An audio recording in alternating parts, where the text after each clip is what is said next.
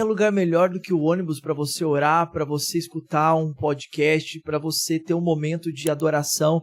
Cara, fecha os teus olhos, coloca o fone de ouvido e coloca um louvor. Vai ser até bom, porque daí você não vai ficar cuidando da vida dos outros.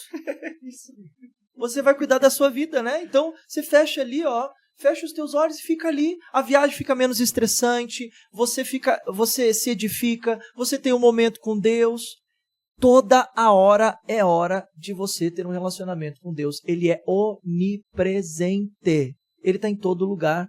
Você está tomando banho, você está deitado na cama, você está trabalhando em todo momento. Cara, eu não me desconecto de Deus em momento nenhum. Em todo momento eu estou ali passando uma dificuldade, eu não sei o que fazer. O Senhor me ajuda aqui nesse momento, porque eu não sei. Porque as pessoas elas acham que para que se possa ter um relacionamento com Deus é necessário rituais. Isso. E tipo assim, tá, ok, se você puder ter um momento onde você se desliga de tudo e você é saudável emocionalmente, para que você, inclusive, consiga ter menos ansiedade, né? No Rio Grande do Sul mesmo, como eu mencionei, lá as pessoas têm menos ansiedade, porque a rotina é menos frenética. Aqui em São Paulo é muito alto o nível de ansiedade e de estresse, porque são preocupações, são cobranças, né? Aquela correria. Tudo 24 horas. Você vai para um trânsito de São Paulo, o meu estúdio é na Faria Lima. Eu moro em São Bernardo do Campo. Eu levo quase 2 horas, às vezes, para chegar no meu estúdio. E é aquele negócio, é buzininha no ouvido, é o carro dando tranco na sua frente, você tomando um susto.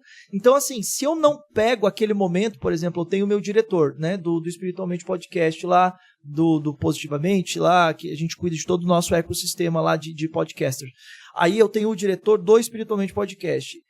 O que a gente faz? A gente vai discutindo temas teológicos, a gente vai ouvindo teólogos, a gente vai escutando pregação, e a gente vai debatendo sobre os assuntos bíblicos. Então, aquele momento se torna um momento onde Deus se faz presente, porque a Bíblia diz, onde 2 ou 3 estiverem reunidos em meu nome, entre eles eu estarei. Então eu não tenho dúvida que naquele momento no carro, em que está lá eu e o diretor, e a gente está conversando sobre a Bíblia, discutindo temas bíblicos, teológicos, Deus, ele se faz presente naquele momento, até porque quem é que nos traz a revelação? Quem é que nos traz a inspiração? É o próprio Espírito Santo, né? Então, é o Espírito Santo que está ali naquele momento. Então, são momentos onde você consegue, a partir dos recursos que você tem, se conectar com Deus e ter um relacionamento com Deus.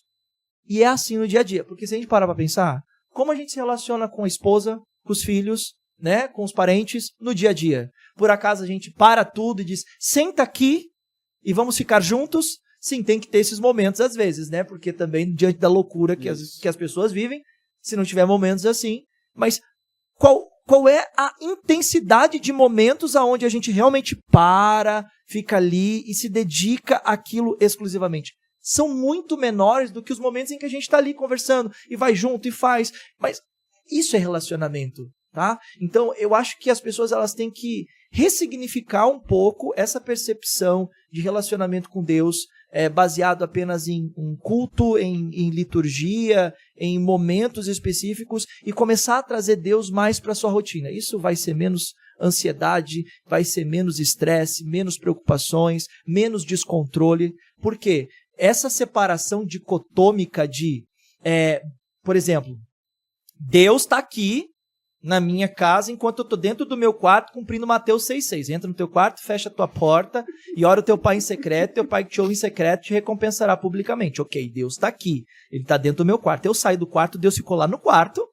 agora eu vou sair. Não, ele está ali o tempo todo. É sobre a gente ter essa caminhada, essa vida com Deus o tempo todo. Por quê? Quando a gente está, por exemplo, praticando Gálatas 5, que é a luta da carne contra o espírito e do espírito contra a carne. Se a Bíblia diz que há uma luta entre a carne e o espírito e a carne, significa que a carne é o ego humano, o eu, a nossa natureza pecaminosa, adâmica e do Éden, e o espírito é a graça de Deus vinda por meio e através do nosso Senhor Jesus Cristo, que nos acompanha em todo o tempo. Ele disse, eu vos deixarei o Consolador, eu vos deixarei o Ajudador. não existe essa desconexão, e eu acho que esse é o maior problema de todos. Por quê? Por exemplo, eu atendo pessoas constantemente que têm episódios de desequilíbrios emocionais. Uhum. Então a pessoa se desequilibra, né? A ira, que a Bíblia diz, não deis lugar à ira. Então, a gente tem a ira. Quando a Bíblia diz, irai-vos, mas não pequeis, a gente está falando sobre uma emoção, que é a raiva, uma das 5 emoções básicas do ser humano. Nós temos a raiva, e a raiva, para que ela possa ser anulada, é necessário o Espírito. Por quê? O Espírito, ele age na nossa consciência. O Espírito é aquele que vem e nos corrige do pecado, nos alerta do pecado e das nossas impulsividades carnais e humanas naturais. Quando eu removo o Espírito e eu digo, eu vou para o trabalho, o que vai acontecer no trabalho? Eu vou bater boca, eu vou brigar, eu vou xingar. Quando eu removo o Espírito do trânsito, quando eu vou dirigir, o que vai acontecer no trânsito se alguém me dá uma fechada? Quando eu removo o Espírito de um passeio, por exemplo, o que vai acontecer? Sim. Né? No meio do passeio. Então, assim, ele é a nossa companhia diária, ele deve ser a nossa companhia diária, e eu acho que as pessoas elas precisam aprender a se relacionar com Deus dessa forma.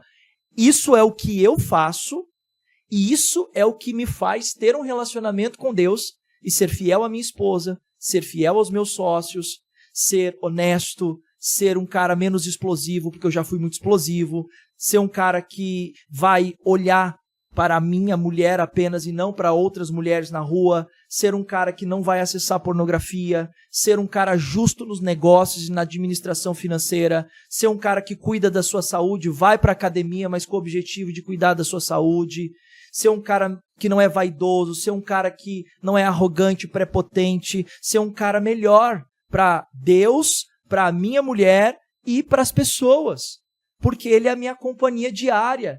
Então, assim, né, a gente está abrindo um leque, né, para falar de uma coisa que você mencionou sobre como é que você, diante de tudo isso que você faz, consegue ter um tempo com Deus, é porque, na verdade, no fundo, ele é dono do meu tempo e em todo o tempo ele está comigo.